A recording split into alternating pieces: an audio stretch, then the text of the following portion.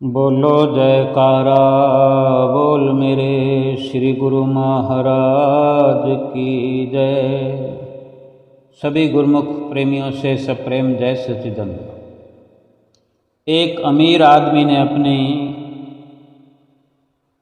मकान की बंगले की खिड़की से झांक कर जो देख रहा था, क्या देखा कि एक गरीब आदमी बाहर जो कूड़ादान पड़ा हुआ है, कूड़ेदान से कुछ ढूंढ रहा है, कुछ निकाल रहा है और कुछ निकाल कर ले जाते हुए उसे देखा।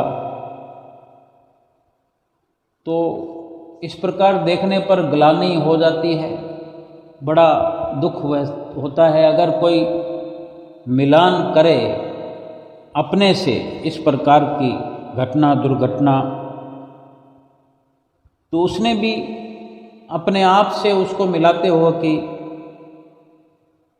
ग्लानि भरे विचारों से महसूस किया, भगवान का शुक्र करते हुए, यह भगवान शुक्र है कि मैं इतना गरीब नहीं हूँ कि जैसे वो गरीब कूड़ेदान से कुछ निकाल रहा है।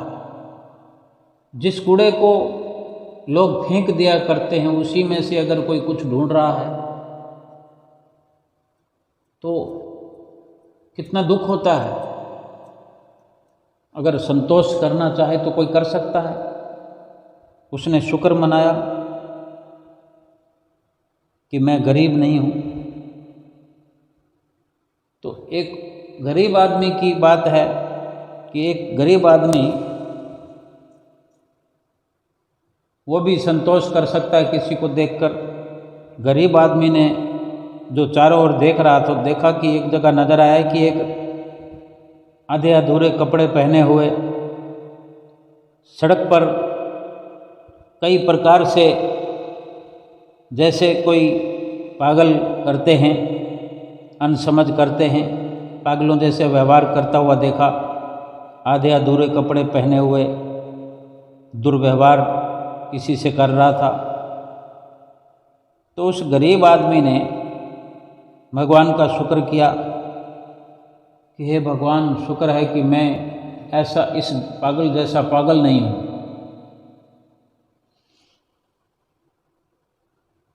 यानी वो महसूस कर रहा है कि मैं बेशक गरीब हूँ लेकिन ऐसा पागल तो नहीं हूँ। भगवान का शुक्रिया किया। एक पागल आदमी ने देखा, कहीं कोई पागल आदमी भी ऐसा भगवान का शुक्र करता हुआ पाया गया। उसने देखा कि एक मरीज को कोई एम्बुलेंस ले जा रही थी। देखे हम सड़क पर चलते होते हैं, एम्बुलेंस निकलती है और हमें कोई भनक लग जाएगी, कोई फलां व्यक्ति है, सीरियस है, वो चाहे कितना अमीर हो, नाक में नलकियां लगी हो, ऑक्सीजन लगी हो, तो उसको ले जाते हुए एक पागल आदमी, चाहे कितना ही पागल था वो, लेकिन इतना समझ पा रहा था जो उसने अपने को उस स्थिति में रखते हुए उससे जोड़कर देखा। अस्पताल में जाती हुई एम्बुलेंस के अंदर जो व्यक्ति पड़ा हुआ है, उसकी जगह अपने आप को उस पागल आदमी ने रख कर देखा और शुक्र भगवान का मनाया। यह भगवान शुक्र है कि मैं इस जैसा बीमार नहीं हूँ। यानी एक संतोष की लहर उसके भीतर भी चल पड़ी। अपने आप को भगवान का शुक्र गुजार करते हुए अपने आप को पाया। और फिर एक बीमार व्यक्ति, जो अस्पताल में अगर हम देखते हैं तो सारे बीमार एडमिट होते हैं, बेड पर पड़े हुए होते हैं, तो किसी एक बीमार व्यक्ति ने महसूस किया कि उन्हीं बीमारों में से किसी के मर जाने पर, एक बीमार के मर जाने पर उसको, बीमार व्यक्ति के शव को मोर्चरी में रखने के लिए स्ट्रेचर पर रखकर ले जाया जा रहा था, तो एक दूसरे बीमार व्यक्ति ने महसूस किया, बेशक वो किसी भी हालत में बीमार था, कितना भी बीमार था, लेकिन उसको भी शुक्रगुजार करने की ताकत भगवान ने बख्शी है, सोच बख्शी है ऐसी। और भगवान से वो शुक्र करने लगा कि हे भगवान, मैं तो केवल बीमार ही हूँ, लेकिन वो तो मर गया, मैं तो जिंदा तो हूँ। चाहे जितनी भी सांसें ले रहा हूँ, हो सकता है मैं ठीक हो जाऊँगा, लेकिन उसका तो खेल ख़त्म हो गया। उसने ये सोचकर शुक्र मनाया कि मैं जिंदा हूँ, यानी उस जैसा नहीं हूँ मैं उससे कितना बेहतर हूँ और बहुत बेहतर हूँ, मैं ठीक हो सकता हूँ, अभी तक उम्मीद है। लेकिन वो तो गया। केवल अब बारी आती है कि मरे हुए व्यक्ति तक हमारी ये विचारधारा चल रही है, तो अब मरा हुआ व्यक्ति कैसे शुक्र करेगा भगवान का और किसके साथ अपने आप को मिलान करेगा।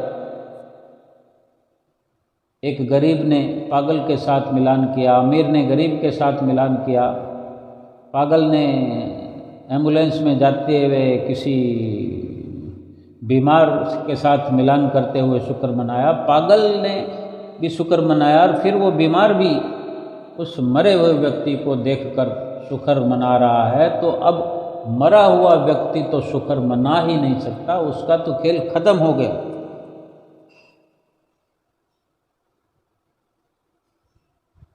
तो हम स्वयं समझें,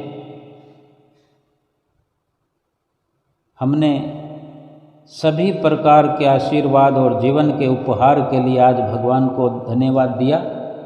देखो, हम ना तो हम गरीब हैं, ना हम अमीर हैं, ना बीमार हैं, ना पागल हैं, ना हम मरे हैं। हमने भगवान को शुक्राना किया, और किया तो कैसा किया, दिल से किया। या हम शिकायतें ही करते रहे सुबह से लेकर अब तक, और अब से लेकर फिर सुबह तक, कि मुझे ये नहीं मिला, मुझे वो नहीं मिला। अगर आज का दिन हमें ये नसीब हुआ है, हमने आंखें खोली हैं, स्वस्थ के स्वस्थ हैं, ज़बरदस्त हैं, मस्त हैं, भगवान का नाम ले सकते हैं, ले रहे हैं, और अगर नहीं ले रहे हैं तो क्यों, क्या शिकायतें ही करना हमारा कर्तव्य है? हमने सुबह सवेरे कितनी सुंदर सुबह में आँख हमने खोली है, हमारा शरीर स्वस्थ है, हमारा परिवार स्वस्थ है, हमको पीने के लिए चाय है, अधिक कुछ नहीं है तो खाने के लिए बिस्किट हैं, नहीं तो केवल चाय पी लेंगे, फिर थोड़ी देर के बाद रोटी खा लेंगे, बिना घी की रोटी खा लेंगे। हम स्वस्थ हैं, ये कितनी बड़ी बात है। लेकिन शुक्राना तो वहाँ बीमारों ने भी किया, पागलों ने भी किया। शुक्राना तो हम किसी अवस्था में कर सकते हैं। क्या हमारे लिए हर वक्त हमें एग्जाम्पल दिखाया जाए? क्या हम इतने बच्चे हैं, इतने अनजान हैं? जिंदगी क्या है? जीवन को बेहतर ढंग से समझने के लिए कुछ भी हम करें, लेकिन जीवन को यूं ही बेकार न करें, इस जीवन को नष्ट न करें, कबाड़ न बनाएं, जीवन को कचरे का ढेर न बनाएं, इस जीवन का लाभ उठाएं। कहने वाले तो कहते भी हैं कि जीवन को समझने के लिए अगर आपको समझना है तो 3 जगह पर जाकर समझ लो। अस्पताल में चले जाओ, कुछ समझ आ जाएगा। अगर घर बैठे आप नहीं सोच सकते हो तो वहाँ चले जाओ। हम विचार करें, क्या अस्पताल में जाकर मरीजों की हालत को देखकर ही हमें समझना होगा? क्या हम घर बैठे नहीं शुक्राना कर सकते? जहाँ जेल के भीतर जाकर देखें, जो कैदी भरे पड़े हैं, जिनके वहाँ से निकलने की कोई उम्मीद नहीं, एक गलती हो गई उनसे, जो कुछ भी हुआ, गलतियां तो हम भी कर रहे हैं, हमने अपनी गलतियों को क्या रोक लिया? हम रोक सकते हैं, लेकिन हम क्या वहाँ जा कर के देखें तभी हमें समझ आएगी, तब हम शुक्राना करेंगे कि हम तो उनसे ठीक हैं। वो किसी से मिल नहीं सकते, सर उठाकर वो कभी जी नहीं पाएंगे। ऐसे ऐसे कैदी हैं जिनके पैरों में बेड़ियां बंधी हुई हैं, लोहे की जंजीरों में जकड़े हुए हैं। फिर वहाँ भी अगर संतुष्टि ना हो तो हम शमशान में चले जाएं, क्योंकि इन्हीं सब जगहों पर जाकर हमें समझने की फिर ताकत मिलेगी। या फिर हम अपने आप ही समझ सकते हैं, हम इतने छोटे बच्चे नहीं हैं, इतने अनजान नहीं हैं, हम सब कुछ समझते हैं, तो परमात्मा का शुक्र करना चाहिए। अस्पताल में जाने से बड़ी समझ हमें यही मिलेगी कि स्वास्थ्य से ज़्यादा खूबसूरत कुछ भी नहीं है जो स्वास्थ्य हमें मिला। स्वस्थ शरीर जो हमारे पास है, इससे बेहतर क्या है? अगर किसी बीमार व्यक्ति को कोई सोने की ईंट का तकिया बनाकर दे दिया जाएगा तो क्या वो ठीक हो जाएगा? सुकून उसको मिल जाएगा?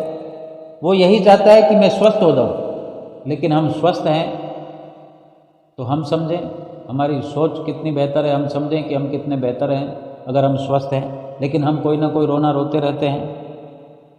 जेल में हम जाकर यही देखेंगे कि आज़ादी की कीमत क्या होती है। वो उन सलाखों के पीछे खड़े हुए हैं, जानवरों से बदतर जीवन वो व्यतीत कर रहे हैं। उनको पता है कि आज़ादी क्या है और हम आज़ाद घूम रहे हैं, लेकिन भगवान से शिकायतें सुबह शाम कर रहे हैं। शमशान में अगर हम जाकर देखें तो क्या एहसास होगा? यही कि जीवन की कोई कीमत है, उसको देखो शमशान में जलाया जा रहा है, दफनाया जा रहा है। लेकिन हम एक सुंदर जीवन के तहत जी रहे हैं, हम चल सकते हैं, फिर सकते हैं।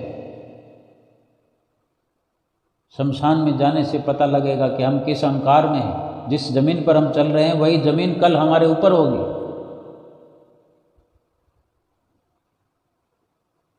लेकिन आज हम सुरक्षित हैं, फायदा उठाएं। दुखद सत्य यही है कि हम सभी कुछ नहीं लेकर आए इस दुनिया में और कुछ लिए बिना साथ जाएंगे। इसलिए हम विनम्र बनकर जीवन व्यतीत कर सकते हैं और करें। हर समय हर चीज़ के लिए भगवान के आभारी बनकर रहें। संत महापुरुष कहते हैं कि आप अपना दिल छोटा ना करें, कभी ऐसा ना सोचें कि आप एक पल भी अकेले हैं। इन सब बातों से ये बहुत बड़ी बात ये है कि हमें प्यार करने वाले, हमारी आत्मा का उद्धार करने वाले सतगुरु हमें मिले हुए हैं। सतगुरु की चरण शरण हमें मिली हुई है और हमें ये एहसास दिलाते रहते हैं सतगुरु जी कि अपना दिल कभी छोटा ना करें। और वो दिल कैसे छोटा हो सकता है जिसमें भगवान बसते हों, जिसमें सतगुरु का वास हो? वो तो विशाल है, वो दिल विशाल है।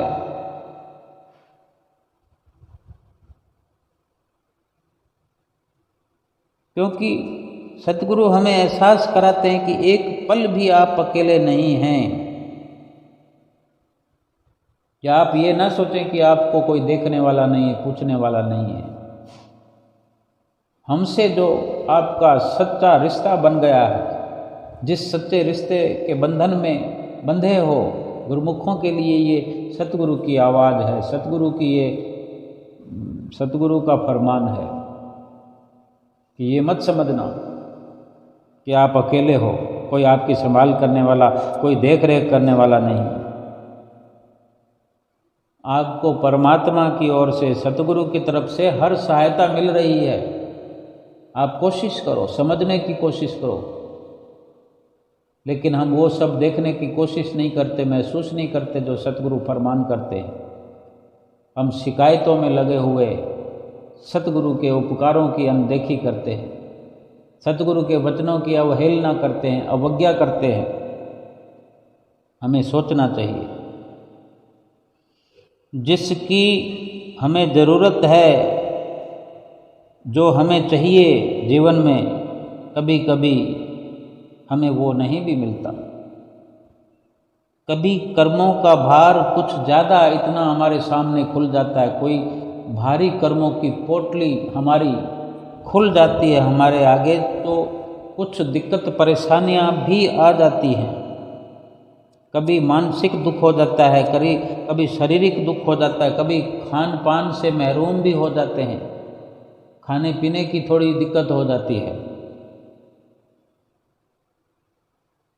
कुछ तकलीफ़ों से गुजरना पड़ सकता है। हम यकीन माने कि जिन परिस्थितियों से हम गुजर रहे होते हैं, वास्तव में ये बहुत बड़ा लाभ उन कर्मों को भोगने में ये भी हो रहा होता है, क्योंकि सतगुरु की नज़र हम पर होती है। वो हमारे कर्म कटवा रहे होते हैं, सूली का कांटा बना रहे होते हैं और हमें अपने नज़दीक कर रहे होते हैं। हमारी दूरियां जो बनी हुई हैं, जो फासला बना हुआ है, वो कम हो रहा होता है उस वक़्त में। क्या कभी हमने सोचा? यही तकलीफ़ें, यही परिस्थितियां जिनसे हम गुजर रहे होते हैं, सतगुरु की तरफ ये जल्दी से पहुंचने वाला रास्ता सतगुरु हमारे लिए बना रहे होते हैं। और यही रास्ता फिर सतगुरु के नज़दीक ले जाकर हमें खड़ा कर देता है।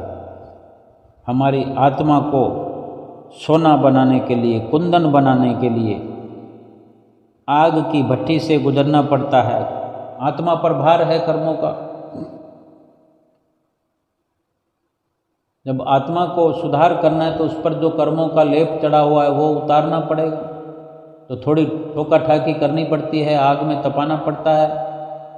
ऐसे ही तो सोने की ईंट को उठाकर गले में थोड़ी डाल लिया जाता है। कुंदन बनाना पड़ता है, जेवर बनाना पड़ता है, तो भट्ठी पर तो चढ़ना ही पड़ता है। कभी भी परमपिता परमेश्वर परमात्मा गलत नहीं हो सकते।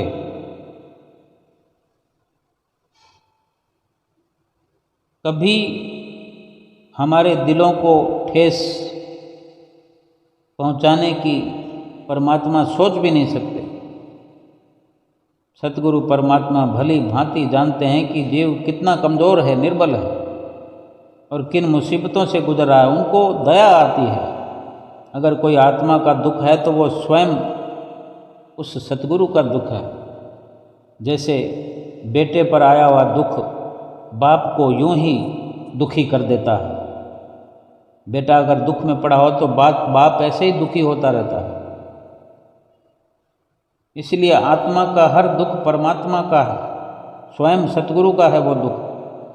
तो हमें कम से कम अपने जीवन में इस प्रकार हिम्मत, अपनी ज़िंदगी का सामना हिम्मत से करना चाहिए। सतगुरु जी में, उनके चरणों में विश्वास रखें।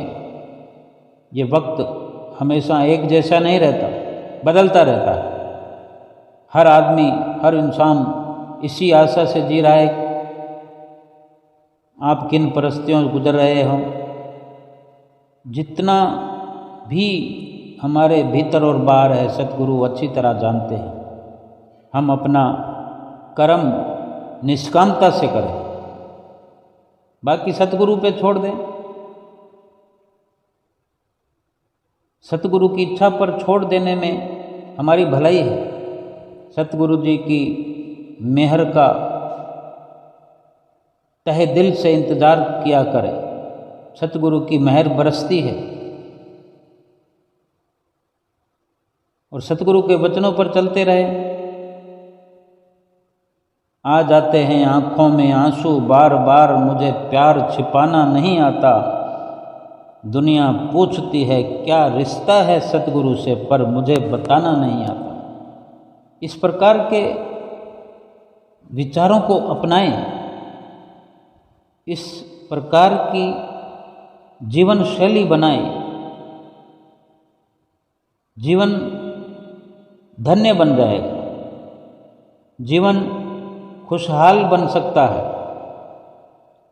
और मन मर्जी से सोचते हुए फिर शिकायतें करते रहे।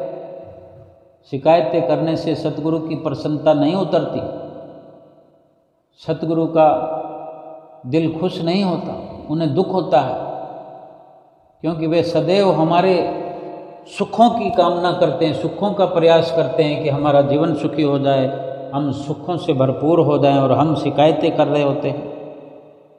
सतगुरु से सच्चा हार्दिक प्रेम करें, सच्चे वाला प्रेम करें, क्योंकि प्रेम हृदय से करना चाहिए।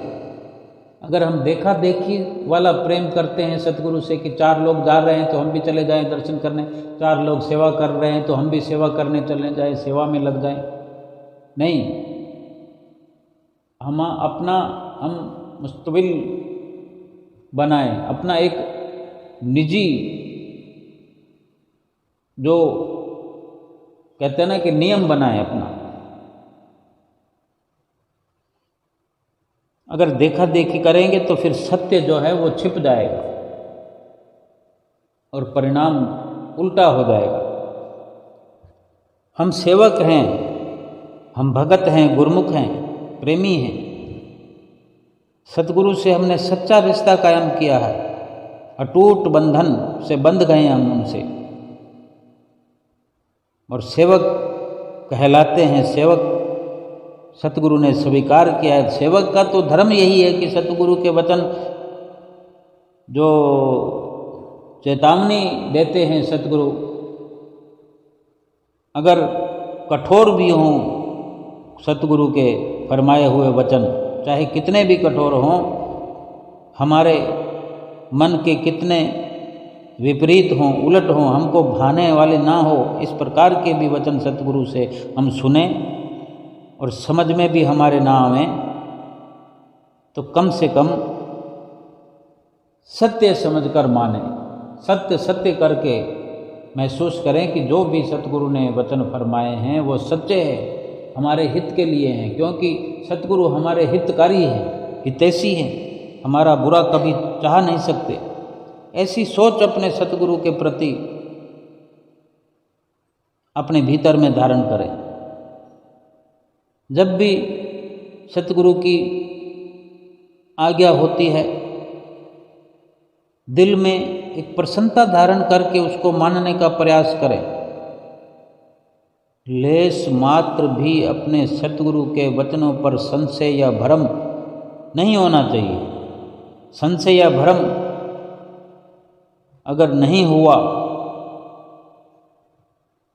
और आज्ञा प्रसन्नता से हमने अपने भीतर हृदयंगम कर ली, मान ली और उस पर चलने का प्रयास शुरू किया, तो समझो वो जो सेवक है वो इस स्थिति में कि जैसे फरमाते न, कीट न जाने भृंग को वो कर ले आप समान, यानी उसी सेवक के पार उतरने में फिर कोई संशय नहीं रहता। जो सतगुरु के वचनों पर किसी प्रकार का संशय नहीं करता,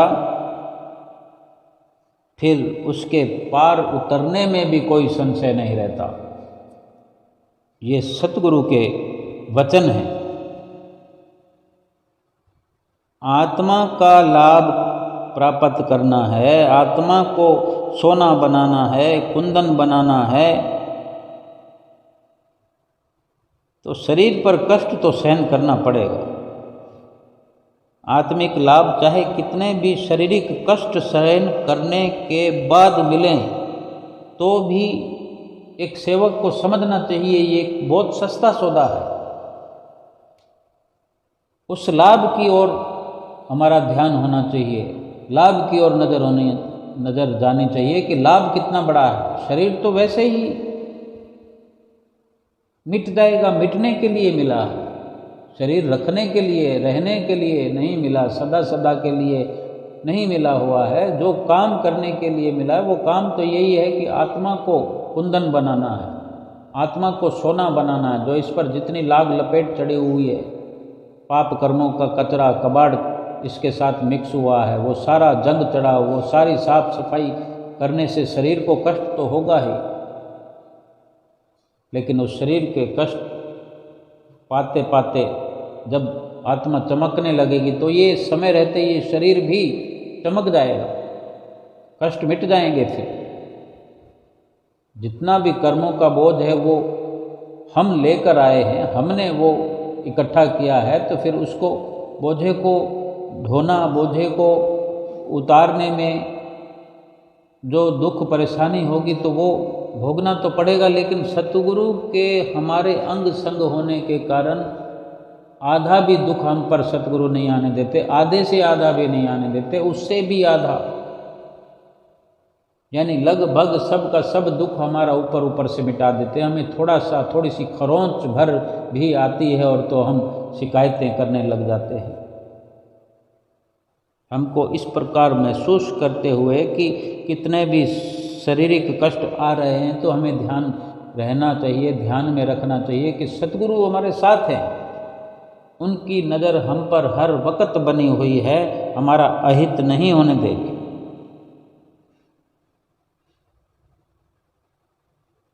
केवल सतगुरु के अंग संग होने के कारण, सतगुरु का आशीर्वाद होने के कारण कितने लोग दुनिया में हमें प्रसन्न रखते हैं। बेशक उनको पता भी नहीं हो, वो ना चाहते हुए भी हमारा आदर सम्मान करते हैं। ये सतगुरु की कृपा है कि अपने सेवकों का आदर करवाते हैं दुनिया में, अपने सेवकों को किस किस से प्रसन्न करवाते हैं। एक सतगुरु की एक प्रसन्नता हम हासिल कर लें, उनको प्रसन्न करने के लिए एक कवायद छेड़ दें, एक मिशन छेड़ दें कि हमने सतगुरु की प्रसन्नता अधिक से अधिक पूर्ण तौर पर सतगुरु की प्रसन्नता प्राप्त करनी है, फिर सारी दुनिया हम पर प्रसन्न हो जाएगी। लेकिन हमें दुनिया की ओर देखना नहीं है, लेकिन जहाँ जहाँ भी हमें व्यवहार की जरूरत पड़ेगी, हमारे लिए रिद्धियाँ सिद्धियाँ खड़ी हुई हमारा इस्तकबाल करते हुए, आदर सम्मान करती हुई नजर आएंगी। ये सतगुरु की विशेष कृपा हम पर है। अगर सतगुरु की ओर से इतनी कृपा हम पर है तो हमारा भी ये धर्म है, फर्ज है कि हम ऐसा कार्य कोई ना करें, ऐसी सोच भी ना अपनाएं कि कोई हमारे प्रति सोचे कि ये सतगुरु का सेवक है और इस प्रकार के कार्य करता है। हम अपने सतगुरु को लज्जित करने वाला कोई भी कार्य ना करें, हम अपनी इंसानियत को, मनुष्य शरीर को लज्जित करने वाला कार्य कोई ना करें। हमारे भीतर, हमारे बाहर हम भली भांति विचार करते हुए हर प्रकार से शुक्राना की बौछार करते हुए सतगुरु के चरणों में हर वक्त ये पुकार करें कि इस जीवन से बढ़कर और कुछ नहीं जो हमें मिला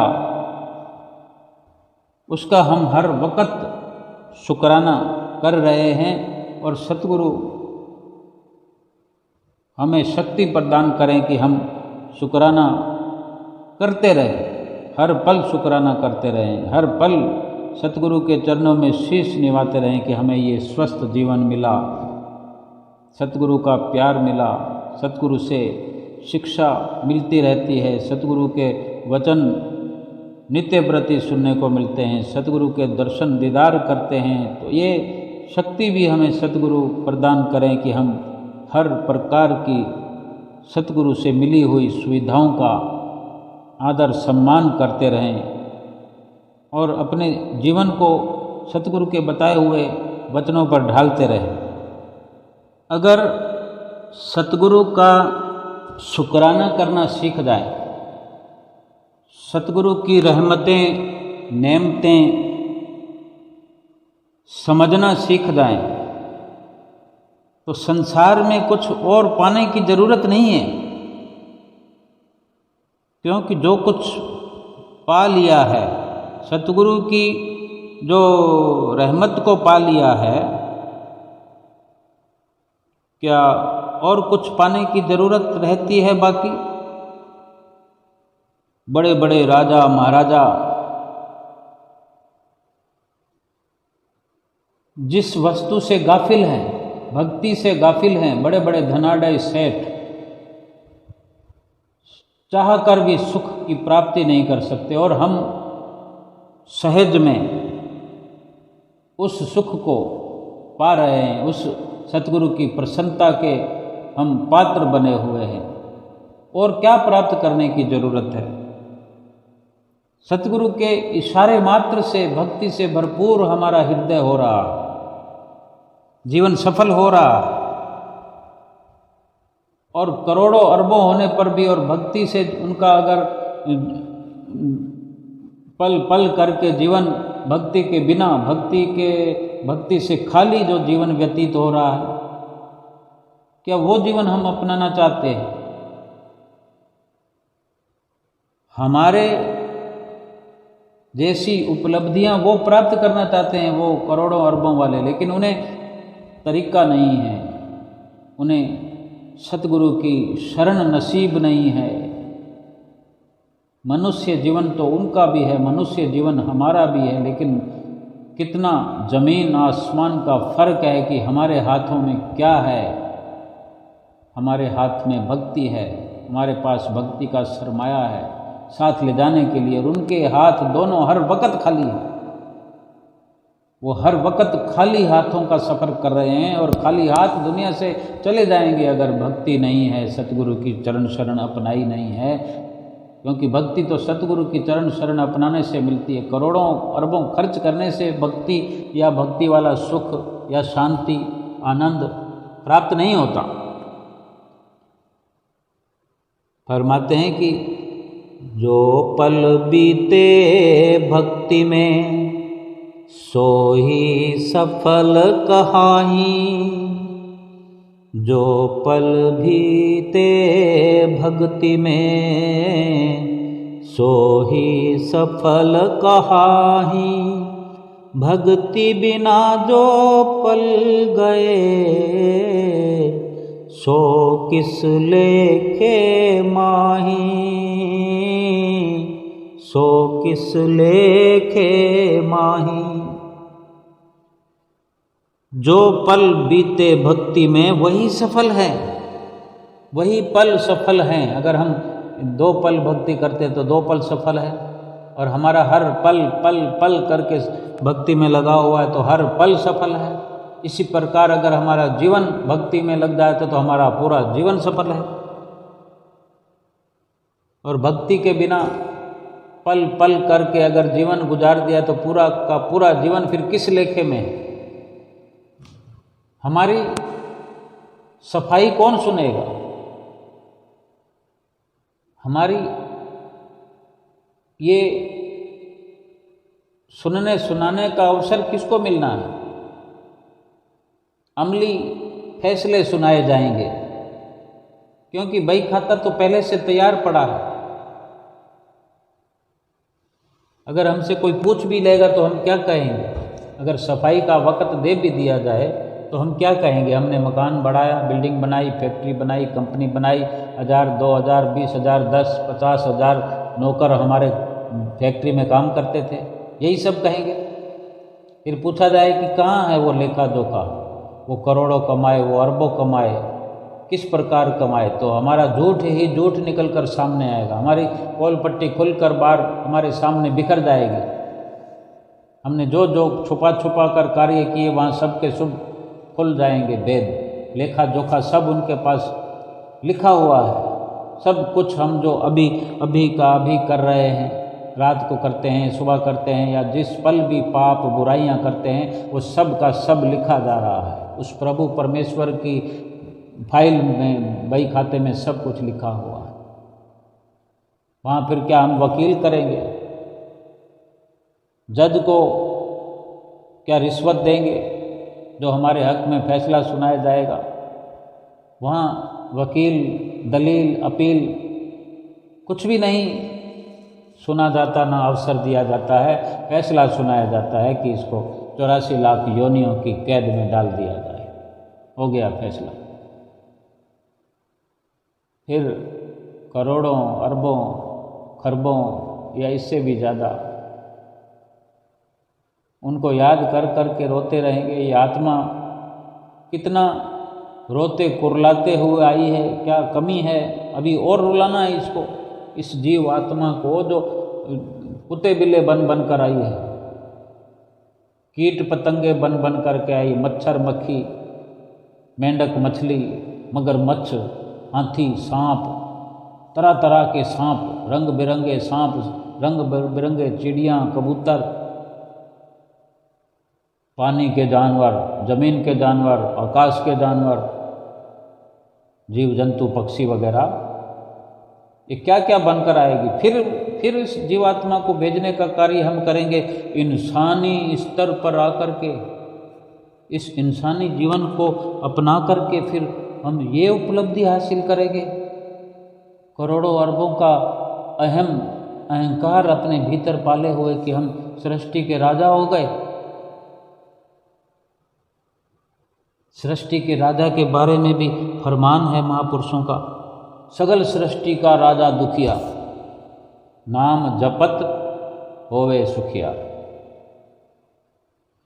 इतनी सी बात, केवल इतनी सी बात, नाम जपत होवे सुखिया। सारा संसार दुखों का रोना रो रहा है, दुख है, दुख है, दुखी है, दुखी है, दुखी है, दुखी है, ये दुखी है, वो दुखी है, सब के सब दुखी है। महापुरुषों ने फरमा दिया सकल सृष्टि का राजा दुखिया। अगर सारी सृष्टि का भी राजा बन जाए, यहाँ कोई 10 बंगलों का मालिक है, कोई 100 बंगलों का मालिक है, 50 बंगलों का मालिक है, किसी एक छोटे मोटे राज्य का मालिक बन गया, बस उन्होंने तो सारी सृष्टि के मालिक के लिए ये वचन फरमा दिए, सगल सृष्टि का राजा दुखिया। और सुख भक्ति में बता दिया। और भक्ति तो गरीब से गरीब इंसान कर सकता है, यानी हम सभी कर सकते हैं। और हम तो गुरमुख हैं, तो हमने तो भक्ति की शुरुआत कर दी है। अगर शुरुआत कर दी है तो किसी अंजाम पर भी पहुँचे होंगे स्टेप बाय स्टेप। लेकिन ये तो हमें भी सोचना पड़ेगा कि हम शुरुआत करके बैठ जाएं कि यानी दुकान खोल दी हमने, फिर ये नहीं देखना कि हमारी दुकान में क्या है, बिक रहा है कि नहीं बिक रहा है, कैसे बेचना है, कैसे दुकानदारी करनी है। तो भक्ति की दुकान सतगुरु ने खोल रखी है, तो हम भी अगर उनके भक्ति खरीदारी, हम भक्ति के खरीदार हैं, वो देने वाले हैं, हम लेने वाले हैं। सतगुरु देने वाले हैं, भक्त लेने वाले हैं। सतगुरु ने देना है और हमने लेना है, उसकी कीमत भी तो चुकानी पड़ती है ना।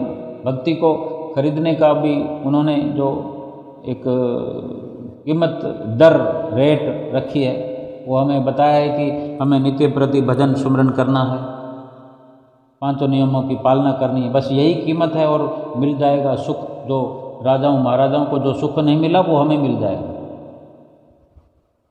ये कितनी हम स्वयं अगर गहराई में सोचें, गहराई में गोता लगाएं, अपने भीतर झांकें कि वो सुख जो अरबपतियों को नहीं मिल सकता, मिला तो नहीं है लेकिन मिल भी नहीं सकता, वो तो हमें ऐसे मिलने के लिए बस एक लम्हे की दूरी है कि हम अपने भीतर वो ख्याल पुख्ता करें और भक्ति इधर, यानी वचनों की पालना इधर और भक्ति उधर। हमने सतगुरु की ओर ये संकल्प दोहराना है कि हम आज्ञा की पालना करने के लिए तैयार खड़े हैं। आप दया करें, कृपा करें और भक्ति का खजाना हमारे भीतर में उड़ेल दिया जाएगा। और भक्ति में ही वो सारा सुख है। नाम जपत होवे सुखिया। गुरु नानक देव जी महाराज जी ने भी अपनी वाणी में सुना कि नानक दुखिया सब संसार। ये किसी से पूछने की जरूरत नहीं है कि हम गली गली में या घर घर में पूछने जाएं, भाई तू दुखी है कि तू दुखी है, कि जो गुरु नानक देव जी महाराज ने फरमाया है तो हम वो पूछने निकल पड़े कि उन्होंने सच कहा है कि झूठ कहा है। ये 16 आने सच है जो संतो महापुरुष ने फरमा दिया कि नानक दुखिया सब संसार। फिर इसका ये मतलब थोड़ी है कि कोई सुखी है ही है ना, उन्होंने ही फरमाया नानक दुखिया सब संसार, सो सुखिया जिस नाम आधार। सुखिया वही है दुनिया में जिसको नाम का आधार है, जिसको नाम पर भरोसा है, जिसको नाम का सहारा है, जो नाम के सहारे चलता है, जो पल पल में नाम जपता है, जो सतगुरु का बख्शा हुआ नाम है उसको जपता रहता है, उसको जपते रहने से ही हर पल सुख की प्राप्ति होती है। जैसे जैसे नाम जपता जाता है जीव, वैसे वैसे सुख मिलता जाता है, भक्ति मिलती जाती है, क्योंकि भक्ति ही सुख की खान है। भक्ति सुख का मूल है, भक्ति सुख की खान। भक्ति सुखों की खान है, भक्ति सुख का मूल है। फिर हम अगर सोचते रहेंगे, करेंगे नहीं, तो केवल सोचते रहने से या सुनते रहने से वो सुख नहीं मिलेगा, भक्ति नहीं मिलेगी। भक्ति को हासिल करने के लिए तो ये फरमान हो गया कि भक्ति किसी भी प्रकार से भी मिले, जैसे भी मिले, भक्ति को करना है। भक्ति के लिए शरीर पर कष्ट सहन करना भी एक सस्ता सौदा है, क्योंकि भक्ति चाहिए आत्मा के लिए, और ये आत्मा का लाभ है, और आत्मा का लाभ सच्चा सौदा है। शरीर के जितने भी लाभ हैं, शरीर के लिए जितने भी लाभ वाले कार्य हम करते हैं, वो शरीर यहीं पड़ा रह जाएगा, तो शरीर के लाभ भी यहीं पड़े रह जाएंगे। शरीर आगे जाना नहीं है। हमने एक बार नहीं अनेक बार देखा है कि शरीर को इधर ही जला दिया जाएगा, दफना दिया जाएगा, यहीं पर मिट्टी में मिला दिया जाएगा, और वही मिटाएंगे जो साथ में रहा करते, जो साथ निभाने की कस्में वादे खाया करते हैं, वही मिटाते हैं, वही पहल करते हैं कि चलो जल्दी करो। लेकिन आत्मा जो है, वो आत्मा कब किस वक्त चली जाएगी पता नहीं है। तो आत्मिक लाभ को अभी का अभी हम कमा लें, अभी प्राप्त कर लें। कब किस वक्त आत्मा को जाना पड़े तो वो लाभ आत्मा से पहले ही वहाँ पहुँच चुका होगा, तभी आत्मा सफल हो पाएगी अपने मिशन में, जो उसको एक जो लक्ष्य लेकर के आत्मा आई है कि प्रभु परमेश्वर से मिलना है। इस मनुष्य जीवन में प्रभु परमेश्वर से मिलने के लिए ये हमारा मिशन है। जीव आत्मा को प्रभु परमेश्वर के साथ मिलाने का आत्मिक लाभ यही है। भक्ति की ज़रूरत यही है कि आत्मा ये परमात्मा से मिल जाए, परमात्मा से एकाकार कर जाए। यही बड़ा लाभ है सब कुछ।